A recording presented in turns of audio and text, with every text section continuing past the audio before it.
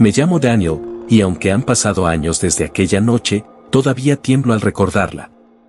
Hablar de mi hermana Sofía es abrir una herida que nunca cerró. Ella tenía apenas 9 años cuando el silencio la eligió, y yo sigo culpándome por no haberla detenido. Vivíamos en una aldea pequeña en el centro de México, un lugar donde todos se conocían y donde las leyendas eran parte de la vida diaria. Desde niños crecimos escuchando advertencias que parecían simples cuentos para asustarnos. Si escuchas un susurro detrás de la ventana en la noche, no abras la puerta. Era una frase que repetían los abuelos con seriedad. Decían que, en el pasado, varias familias habían perdido a sus hijos de la misma forma: un susurro, una puerta abierta, un niño desaparecido. Pero yo nunca creí en esas historias. Para mí eran supersticiones de adultos. Sofía, en cambio, siempre fue curiosa. Preguntaba demasiado, buscaba explicaciones en todo. Y a veces decía que por la noche escuchaba voces suaves en el patio, como si alguien la llamara por su nombre. Yo me reía de ella, le decía que eran grillos o el viento. Ojalá hubiera tomado en serio sus palabras. Ese día nuestros padres habían salido a una reunión en la iglesia. Nos dejaron encargados de la casa, con la típica frase: cierren bien las ventanas. Tenía 13 años y me sentía responsable de Sofía. Pasamos la tarde jugando cartas, riendo y peleando por tonterías. Cuando el reloj marcó casi la medianoche, ocurrió. Primero fue un murmullo lejano, como un canto apagado que flotaba en el aire. Al principio pensé que era la radio de algún vecino, pero el sonido se fue acercando hasta que se convirtió en un susurro claro, justo al otro lado de la ventana de la cocina. ¿Oíste eso, Dani?, me dijo Sofía, con los ojos muy abiertos. Yo asentí, pero intenté restarle importancia. No es nada, quédate aquí. Pero ella se levantó. Recuerdo perfectamente su cara, dejó de parecer una niña normal y su expresión se volvió ausente, como si algo invisible la empujara. Caminó hacia la puerta sin mirarme. Yo grité su nombre, traté de sujetarla del brazo, pero me apartó con una fuerza que no parecía suya. Abrió la puerta. Y salió. El aire afuera era pesado, húmedo, como si la noche misma hubiera cambiado. No había luna, ni estrellas. Solo ese canto, un coro de voces femeninas repitiendo una oración en un idioma que no reconocía. Corrí detrás de Sofía, pero lo único que encontré fueron sus huellas pequeñas marcadas en la tierra. La seguí con desesperación hasta el camino de los campos. Luego se borraron. La busqué hasta que mi voz se quebró. Toqué puertas, desperté vecinos, pedí ayuda. Los perros del pueblo no dejaban de ladrar, como si sintieran algo extraño. Los adultos organizaron una búsqueda con linternas, pero no hallamos nada. Sofía había desaparecido en la oscuridad. 3 días de infierno. Fueron los 3 días más largos de mi vida. La policía vino, los padres lloraban sin descanso. Algunos decían que Sofía se había escapado, otros que alguien la había secuestrado. Pero yo sabía que no era un secuestro normal. Ese canto todavía retumbaba en mi cabeza. Yo no dormía. Pasaba las noches despierto junto a la ventana, esperando oír otra vez los susurros. Y entonces, al amanecer del tercer día, un campesino llegó gritando al pueblo: había visto luces en el viejo almacén abandonado cerca del río. Fuimos con la policía y algunos vecinos armados. El almacén era un lugar frío y húmedo, con paredes cubiertas de moho y ventanas rotas. Desde afuera ya se escuchaba un murmullo. Cuando entramos, mi corazón casi se detuvo. Allí estaba Sofía. De pie en el centro de un círculo perfecto de sal, dibujado con precisión en el suelo. Sus ojos estaban abiertos, fijos en un punto invisible. No lloraba, no hablaba. Respiraba, pero parecía ausente, como si ya no habitara en su propio cuerpo. Alrededor de ella, arrodilladas, 5 mujeres vestidas con túnicas blancas. Sus rostros cubiertos por velos y sus labios murmuraban sin descanso. La atmósfera era sofocante, como si el aire estuviera cargado de electricidad. Una de ellas, la más anciana, nos miró y sonrió. Sus dientes estaban amarillentos, y su voz, al hablar, sonó como un eco roto. La niña está purificada. Ahora pertenece al silencio. Más tarde supimos que eran parte de una secta conocida en la región como las Madres del Silencio. Antiguas, secretas, con rituales transmitidos de generación en generación. Creían que los niños eran puertas entre nuestro mundo y el otro. Al encerrarlos en un círculo de sal y mantenerlos en trance, su alma quedaba atrapada y podía ser ofrecida como ofrenda. La policía las detuvo, pero la anciana volvió a hablar antes de que la sacaran del almacén. Hoy la recuperan, pero el silencio siempre regresa por lo que es suyo. Esa frase me persigue. Sacamos a mi hermana de aquel círculo. No puso resistencia, pero tampoco reaccionó. La llevamos a casa, la acostamos en su cama. Al principio pensé que con el tiempo volvería a ser la misma. Pero los días pasaron y Sofía seguía en silencio. A veces se levantaba en la madrugada, caminaba descalza hasta la ventana y murmuraba palabras que nadie entendía. Los médicos dijeron que era un trauma severo. Los ancianos del pueblo dijeron algo peor, que el culto había dejado una marca, que ella había sido tocada por el silencio. Hoy han pasado 10 años. Sofía sigue viva, pero no volvió a sonreír como antes. Hay momentos en los que parece normal, pero de pronto su mirada se pierde y susurra frases que hielan la sangre. Yo la vigilo cada noche, temiendo escuchar otra vez ese coro. Porque aprendí algo, esas advertencias de los abuelos no eran cuentos. Eran recuerdos de un mal antiguo que sigue aquí. Y lo sé, lo siento en lo más profundo, aquella noche no fue Sofía quien abrió la puerta. Fue el silencio el que la eligió. Me llamo Alejandro y desde aquella noche en el caserón dejé de confiar en los reflejos. No fue un susto pasajero ni una broma de borrachos, fue una grieta, una hendidura real en la superficie de aquello que llamamos yo. Éramos 5, Lucas, Tomás, Nico, Clara y yo. Alquilamos una casa inmensa y barata a 2 horas de Buenos Aires para pasar el fin de semana largo. El dueño, un hombre enjuto con manos manchadas de tinta, nos dio las llaves y murmuró, casi como quien revela un secreto inútil, no toquen los espejos. Reímos, porque la casa, según el anuncio, tenía carácter histórico, imaginamos prohibiciones excéntricas, reglas de coleccionista.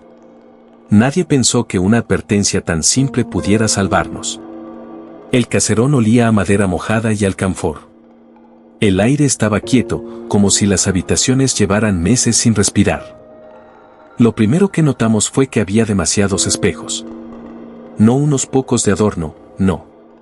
Estaban en los pasillos, enfrentados, duplicando los corredores hasta el infinito, sobre las chimeneas de mármol, en los dormitorios, en el comedor largo donde la lámpara colgaba torcida. Sus marcos eran pesados, con hojas talladas, ángeles que habían perdido la cara, grietas en el dorado. Algunos espejos estaban opacos, con manchas profundas como quemaduras. «Dendech», dijo Tomás, y dio una palmada que devolvió un eco sin gracia. La primera noche abrimos vino y pusimos música en el teléfono de Nico. Bebimos en el comedor, tratando de ignorar las superficies negras que devolvían una versión más oscura de nosotros. Lucas, siempre el payaso, se paró frente al espejo más grande y dijo que su sonrisa salía antes que su boca. Creí que era su forma de inquietarnos, pero cuando me acerqué vi algo que no supe explicar, no se trataba de un desfase, era como si su reflejo pensara una fracción de segundo por su cuenta, calculando qué gesto convenía imitar. Parpadeé rápido, me reí y volví a la mesa. En los veranos de la infancia mi abuela cubría los espejos con sábanas cuando alguien moría, yo me burlaba de esa superstición, y sin embargo, en esa casa, hubiera pagado por un rollo de tela. Esa misma noche fui al baño del primer piso. El pasillo estaba a oscuras y la luz del baño era amarilla, más cercana al color del aceite que al de una bombilla normal. Lavé el vaso, me miré de reojo y me detuve. Detrás de mí, reflejada, vi la puerta entreabierta y, al fondo, 3 figuras con capuchas, inmóviles, fuera de la escena real. Me giré de golpe, el pasillo estaba vacío. Sentí una oleada de vergüenza, como si la casa se burlara de mi miedo, y regresé con nosotros sin decir nada. Lucas reía. Clara callaba más de lo normal, con los dedos bajo la mesa, frotando una hebra invisible. Dormimos tarde. En mi cuarto había un espejo ovalado frente a la cama.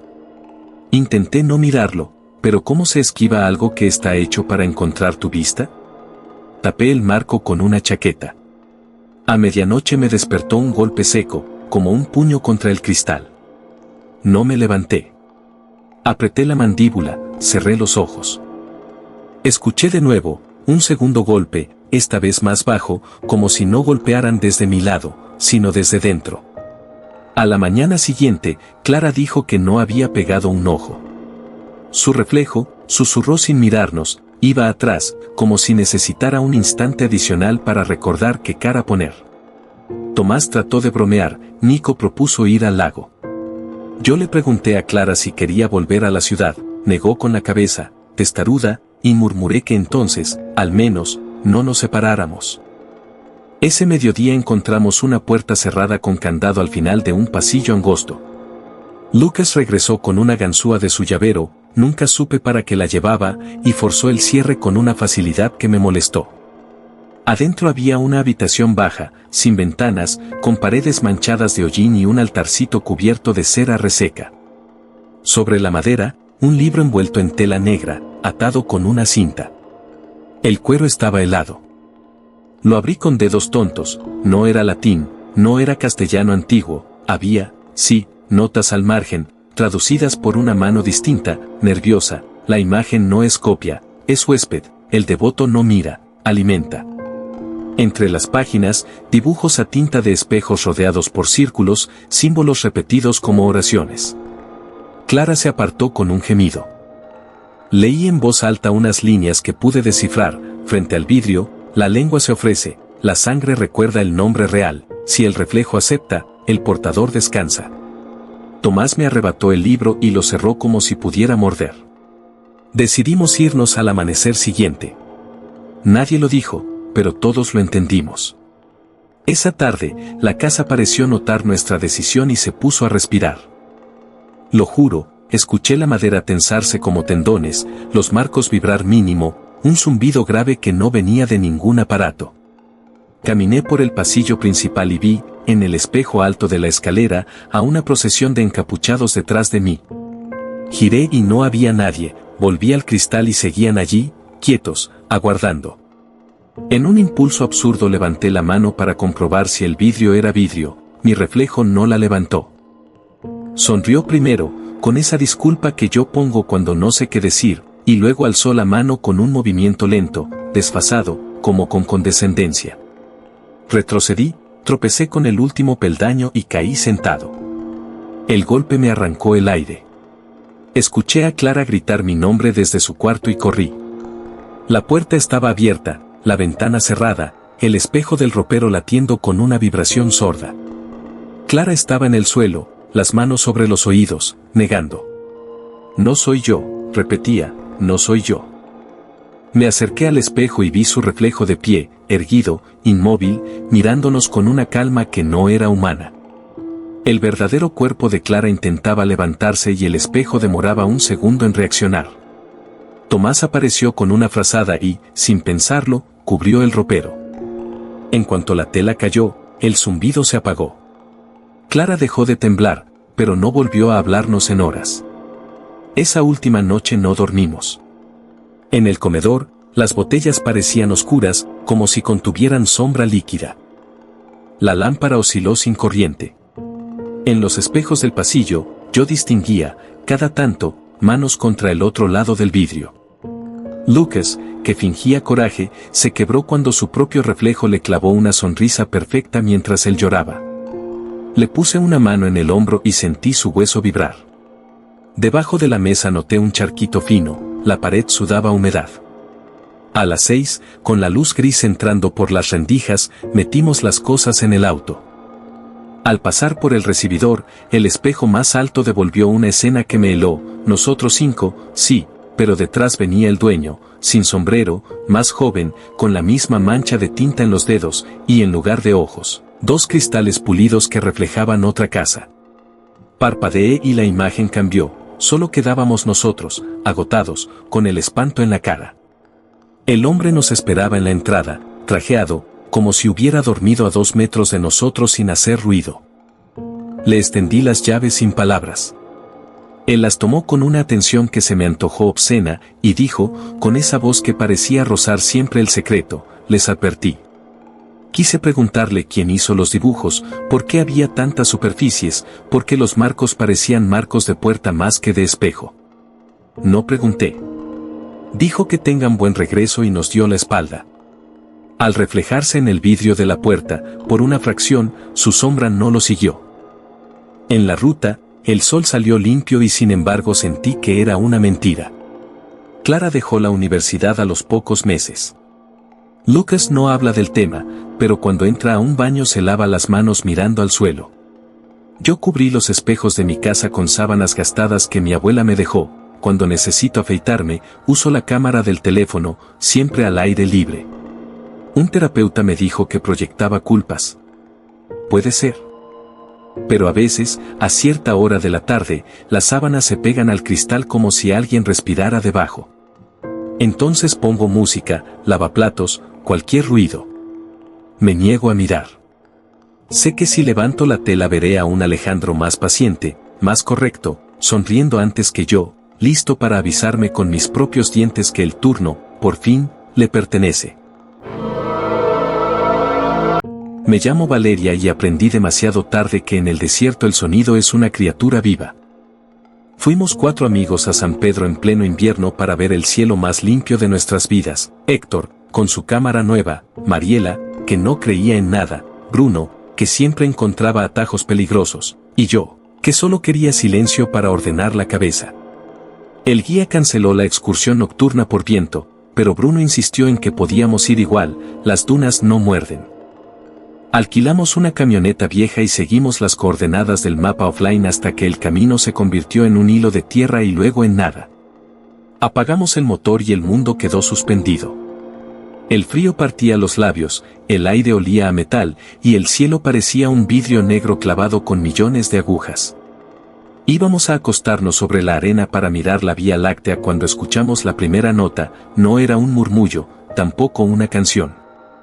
Era como si alguien hubiese tocado el borde de una copa gigantesca y el cristal resonara por dentro de nuestras cabezas.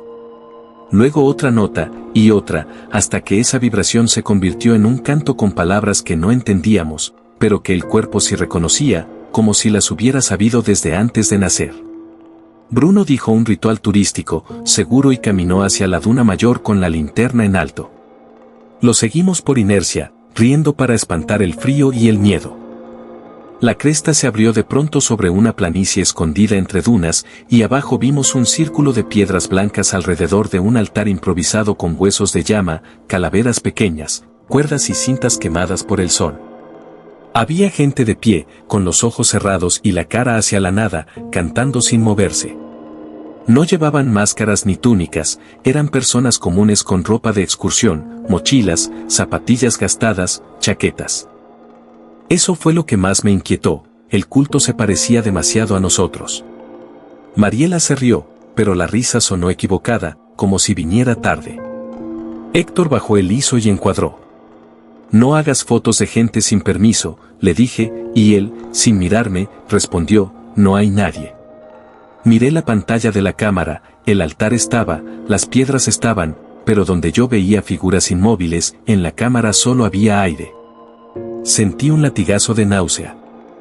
El canto subió media tonalidad, exacto, como si obedeciera a un director invisible, y la arena alrededor del círculo comenzó a vibrar marcando un pulso. El viento se detuvo de golpe. La noche nos escuchaba. Quise volver a la camioneta, pero Bruno ya estaba bajando la pendiente. El canto se adelantó a sus pasos. Cada vez que pisaba, la melodía caía un tono, como si su pisada fuera una tecla. Me agarré al brazo de Mariela, ella me apartó con fastidio y dijo que nadie nos iba a detener por mirar. Cuando llegamos al borde del círculo, un hombre de barba corta abrió los ojos sin dejar de cantar y me miró con tristeza, como si yo lo hubiera decepcionado. Tenía 2 pequeñas cicatrices paralelas detrás de la oreja, marcas del sol cubiertas de polvo salino. Buenas noches, susurré, y mi saludo se desarmó en el aire como papel mojado. Lo que salió de mi boca no fue español, ni nada que conociera, eran exactamente las mismas sílabas del canto, como si mi lengua hubiera obedecido a otra dueña. Mariela soltó una grosería, pero el sonido que emitió fue una nota limpia, afinada, perfecta. Se llevó las manos a la garganta, asustada. El hombre de la barba puso un dedo en sus labios, pidiendo silencio sin romper la melodía, y en ese gesto noté que sus ojos estaban vidriosos, no de lágrimas sino de luz, reflejaban un brillo que no venía de ninguna parte. Héctor, que había mantenido la calma, sacó el teléfono y grabó un video. En la pantalla no se veía nada más que el altar y el círculo de piedras. El audio, en cambio, era una estática suave, un mar de agujas que pinchaba el oído incluso sin auriculares. Vámonos, dije, y Bruno, con esa valentía boba suya, respondió, quiero escuchar cómo termina. Entonces el canto cambió, dejó de ser un coro y se transformó en una sola voz femenina que nos llamaba por nuestros nombres, primero mal pronunciados, luego cada vez más claros. Valeria, dijo, y la arena bajo mis botas se acomodó 1 centímetro, como si respirara mi nombre. Di un paso atrás. El hombre de la barba extendió la mano hacia mí sin tocarme y la vibración de la duna empujó mi cuerpo hacia adelante, suave pero indiscutible, como un imán. Somos los hijos del sol muerto, dijo por fin con palabras. Su boca se movió una fracción después del sonido, como si la voz viniera de debajo de la arena. No nos miren con miedo.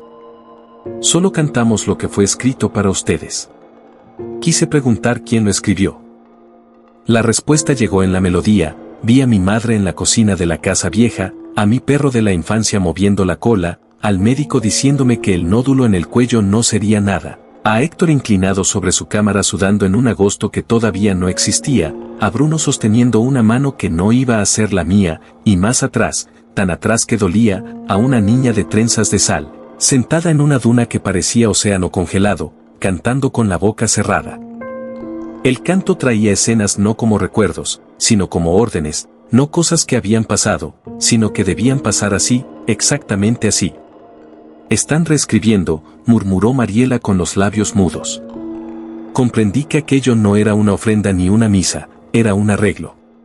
Como quien edita un archivo y guarda una nueva versión con el mismo nombre. Sentí un pánico seco. Le dije a Bruno que nos fuéramos ahora y él, sin girar, dijo que ya casi terminaba, que cuando volviera a subir el tono nos dejarían marchar. ¿Lo sabés porque lo leíste o porque lo cantaron para vos?, pregunté. Porque lo recuerdo, dijo, y su voz sonó prestada. La melodía se hizo más brillante, los cantores abrieron los ojos uno a uno, y todos tenían ese reflejo imposible en la mirada. El hombre de la barba tocó con un dedo el borde del altar y la arena tembló. Para irse, dijo, escuchen en silencio. Si responden, se quedan. Agarré a Héctor de la chaqueta y di 3 pasos hacia atrás. Mariela me imitó. Bruno se quedó mirando a la mujer que no estaba y que sin embargo lo miraba desde ninguna parte. El tono subió aún más y, como una ola cuando se da vuelta, el canto empezó a retirarse. No hablen, pedí. Nadie habló. El frío regresó como un ladrón. Los cantores cerraron los labios sin dejar de cantar por dentro, y uno a uno volvieron a cerrar los ojos. Dimos la vuelta y subimos la pendiente con los pies hundiéndose a destiempo, como si nuestras huellas no quisieran pertenecer a nuestros pasos. Al llegar a la camioneta, Héctor quiso probar otra vez el teléfono. El video que había grabado era negro por completo, pero el audio, ya sin viento, sin arena, seguía allí, una nota sostenida que no terminó cuando pulsó pausa. Apagué el teléfono de un manotazo. Arranqué. Conduje demasiado rápido, y aún así sentí que las dunas se movían a nuestro lado a la misma velocidad, como si vigilaran que no rompiéramos el compás de salida. Dormimos en la hostería con las luces encendidas. A la mañana siguiente, Bruno no desayunó, dijo que le zumbaban los oídos. Volvimos a la ciudad en silencio. Esa noche, en mi casa, al abrir la ducha, el vapor formó un anillo en el espejo del baño y arriba, muy leve, sonó una nota que mi nombre reconoció. Desde entonces la escucho a cierta hora, como si alguien probara afinación detrás de la pared. Héctor subió un carrete con fotos del desierto y no durmió en una semana. Dice que, si amplía mucho una toma del cielo, aparecen, entre las estrellas, las líneas de una partitura. Mariela se tatuó un punto de silencio detrás de la oreja, jura que mientras lo toca no oye nada. A Bruno lo vi 2 meses después en una plaza. Me habló sin abrir del todo la boca, como si le doliera el aire. Dijo que a veces se despierta con arena en la lengua. Le pregunté si volvía a escucharlos. Siempre que estoy a punto de cambiar de idea, respondió. ¿Cantaban para eso, no? Para que cumplamos lo que prometieron por nosotros. Yo aprendí a no responder. Cuando la nota llega, me quedo quieta con la boca cerrada y pienso en cosas que la canción no pueda usar, en números al azar, en listas de compras, en la textura de las baldosas. Sé que no sirve de mucho. Hace unos días, al doblar la esquina de mi casa, vi a un hombre con barba y 2 cicatrices de sol detrás de la oreja. Me miró con esa tristeza paciente y me habló sin mover un músculo: no temas.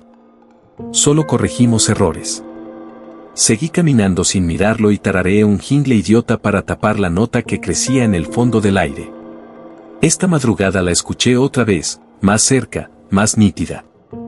El agua del vaso vibró en la mesita de luz. Abrí el teléfono, grababa solo, con la pantalla negra, como en el desierto. No voy a contestar. No voy a contestar.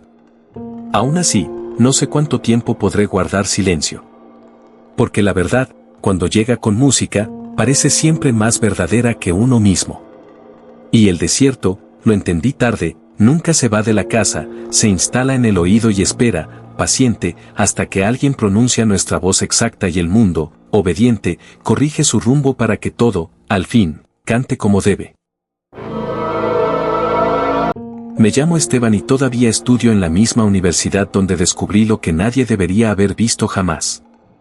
Todo comenzó una noche de exámenes, cuando el insomnio y la desesperación me obligaron a quedarme hasta tarde en la biblioteca central. Era un edificio antiguo, con vitrales rotos y pasillos que olían a polvo y humedad. Esa noche solo quedábamos 3 estudiantes dispersos entre las mesas y el vigilante dormitaba en la entrada. El silencio era tan espeso que cada cambio de página sonaba como un portazo. Pasada la medianoche, fui a buscar un libro de derecho que nunca encontraba en su sitio. En el estante más bajo noté que la madera estaba gastada y cuando pasé la mano descubrí un hueco. Al presionar, se escuchó un clic suave, como el de una cerradura liberándose. Una parte del mueble se desplazó apenas unos centímetros y reveló un pasadizo estrecho con escaleras que descendían. Dudé. Lo lógico era avisar al guardia, pero la curiosidad fue más fuerte. Bajé con el celular como linterna. El aire del sótano estaba cargado, húmedo y demasiado caliente. Las escaleras terminaban en una sala amplia, con mesas viejas, sillas carcomidas y estanterías llenas de libros sin títulos, todos encuadernados en cuero grisáceo. En el centro, una pizarra cubierta de símbolos que parecían fórmulas y al mismo tiempo oraciones. Y sobre el suelo, una gran pentágrama dibujada con tiza roja. Creí que era un cuarto olvidado de algún grupo estudiantil de décadas pasadas, hasta que escuché pasos detrás de mí. Me escondí entre las estanterías. Vi a 6 personas bajar en fila, con túnicas negras y velas encendidas. No eran estudiantes, sus rostros arrugados y sus ojos fijos no parecían de gente cansada, sino de creyentes en trance. Se sentaron alrededor del pentagrama y comenzaron a leer en voz baja un texto que reconocí en uno de los libros. No era una lectura normal, cada palabra estaba repetida por todos al unísono, hasta que el murmullo se volvió un zumbido penetrante. Uno de ellos colocó en el centro del símbolo un cuaderno universitario. Lo abrió y empezó a leer nombres de estudiantes, uno tras otro, como si estuviera llamando lista. Reconocí 2 apellidos, eran compañeros que habían abandonado la carrera el año pasado, sin explicación. Los demás siguieron repitiendo cada nombre, y con cada repetición las velas parpadeaban y se alargaban las sombras en las paredes, como si algo las estirara desde abajo.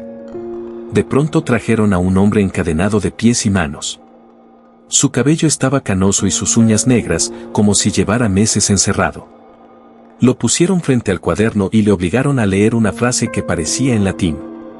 El hombre temblaba, balbuceaba, pero apenas lo hizo, los 6 lo rodearon y repitieron la frase a coro.